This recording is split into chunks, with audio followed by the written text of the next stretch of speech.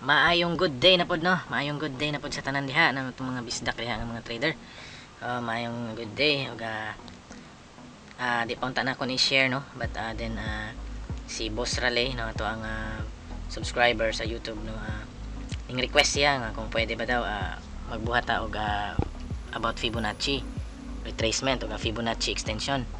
Okay, so tungod kay nag-request ka sir, ato ning tirahon ron. Okay, so sa mga friends nato diha, mga Bisaya nato diha, mga traders or mga gusto pa magin tuon about trading, subaybay lang ta sa atong mga videos diri guys, ug by hitting subscribe button no. Ug of course up to date ta pahibalo sa atong Facebook page kung natay mga bagong videos. So, okay, so labi na karon kay medyo di ta busy ba makapabortag buhat og mga video. So kani ako mga videos karon is medyo wala pa siya hanay ba no, pero lahi og topic. Pero at least natay mga topics nga atong ginabuhat para makatabang pud sa ato tanan. Anyway, daghan man ni sa YouTube ng mga analysis, so dili lang pud nato masagasaan tong mga naga pabayad no. Of course wala man tay kuan sa ilaha, but because ako nagbayad man pud ko no. Then ako lang anis mga basic no, basic principles, basic nga ginabuhat o ginabuhat as a trader no, as a starting ba. Ay, makita mo po ni sa YouTube, daghan man ni sa YouTube videos no ngani. Okay, so karon sugod na ta without further ado. Okay, so sa trading view no, kung wala pa mo trading view dito no, please do create trading view. Nindot kayong trading view kay nadiri tanan tools kailangan. Okay, so kung magamit tag Fibonacci retracement o Fibonacci extension, diri nato tan-awon sa kani diri nga ang first nato makita ngani icon. So back dira sa atong i-star para mo shortcut siya diri sa mga favorites. Fib retracement o trend based Fib extension. So muna atong i-discuss karon. So mana ni siya kining duha. Okay, so sa maning Fibonacci. So ang Fibonacci medyo complicated kay ang computation niya no. Mathematician maguni siya. Si pangalan niya Leonardo Bonacci. Muna siya na-create ani Fibonacci. So di man kay ko technical na gid kayo gyud sa pag-compute, but ako alang kung unsa gyud sa paggamit lang. So mag-example taan ni no, atong balikon ang chart, ang graph sa dire nga presyo atong way back sa pag-down gyud niya no sa market. So magamit ni mang Fibo retracement, of course from the word retracement. So pag wa kay makita nga retracement, ayaw sa gamita. Okay? So from here, this chart gikan sa pag-drop. Okay? So naay retracement na hitabo. Right? So number 1 na nga retracement nimo. Then pagsaka naa poy retracement na hitabo diri. Okay? Okay, ato ni delete kay maghugaw. So naay retracement diri. Diri nga part kani og diri. Okay? So karon pwede na nato gamitan og Fibonacci retracement. Click nato ni siya. So kung gikan siya sa kung una ang nag-retrace ang baba, of course mauna man ginig-retrace no kay pababa man ang price. So retrace ka diri nimo i-click ang first, then allow the kanang cursor pasaka imuhang itungod pud sa wick. Ako ginagamit ginako ng gina-consider ginako ang wick pag mag Fib retracement ko. Kay retracement mong gud gyapon ang tawag ana, so appeal na siya sa retracement ang wick. Okay? Mga wick mini ana kani mga ikog. Right. So sa Fibonacci, ang golden ratio sa Fibonacci is ang 0.618. Mo gini ang base sa theory ha. But sa atong trading gamit gyapon kay na no. So ang possible nga Fibo retracement nako ako ang napansin, or sa even uban mga traders napansin nila. First na retracement medyo di pa kay na kuan bagal a week ba di pa kay na siya ingon nga mo pag retrace diretso din ambak ni dito gamay ra iyang retracean saka dayon dili pa ginay ana.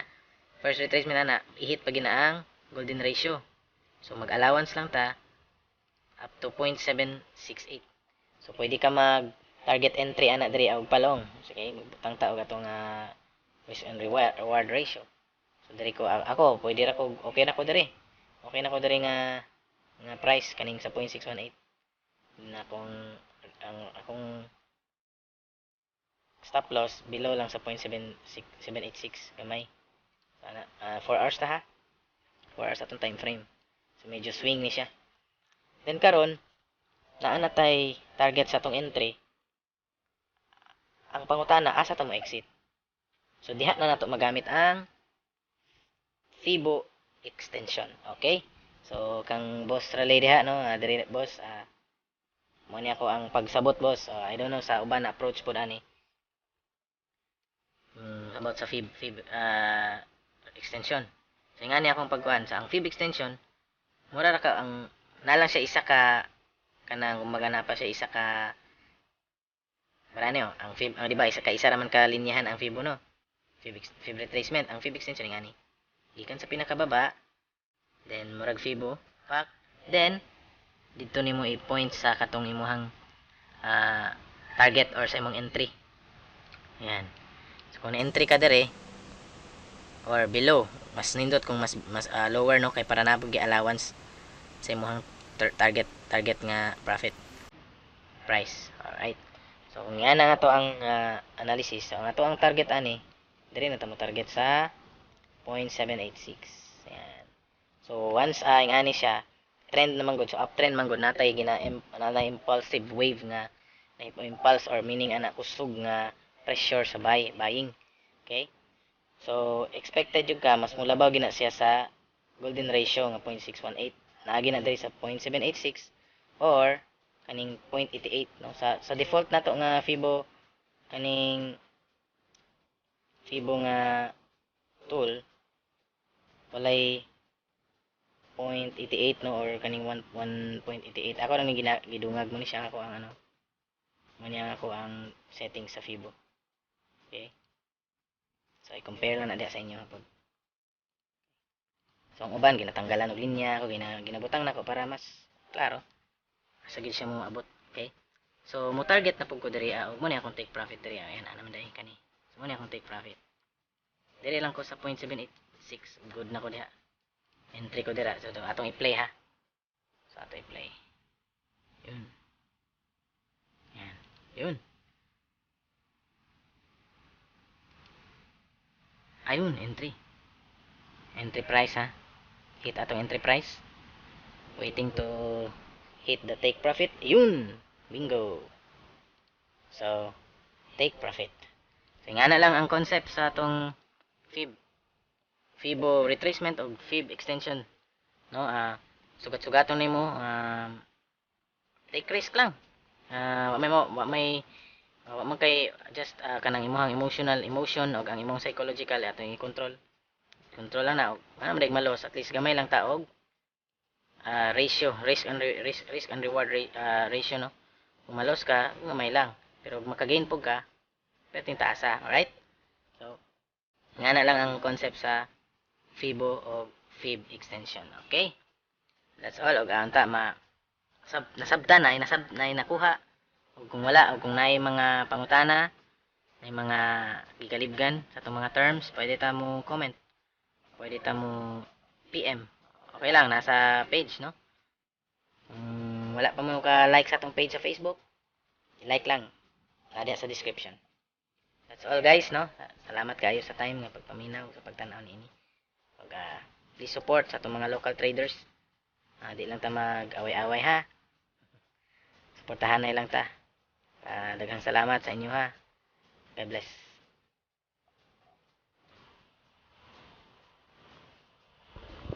Okay. So, natay bonus dayani no.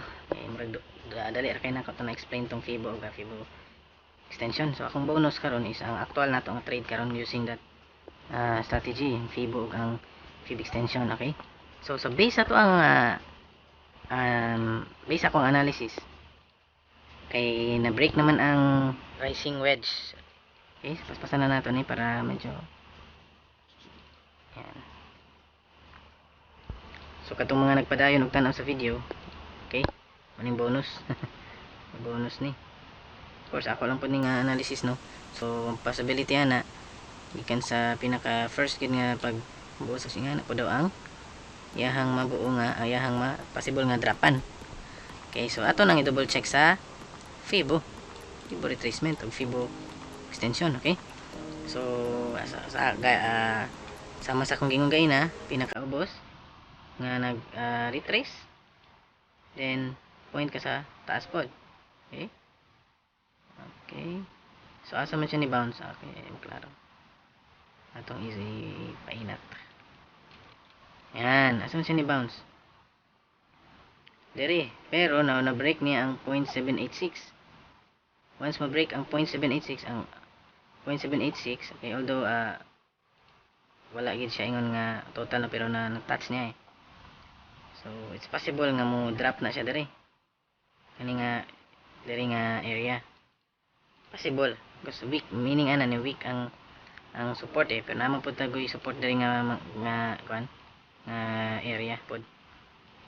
So once ma-break na okay, man ina once ma-break ni siya nga support, next drop is kani good.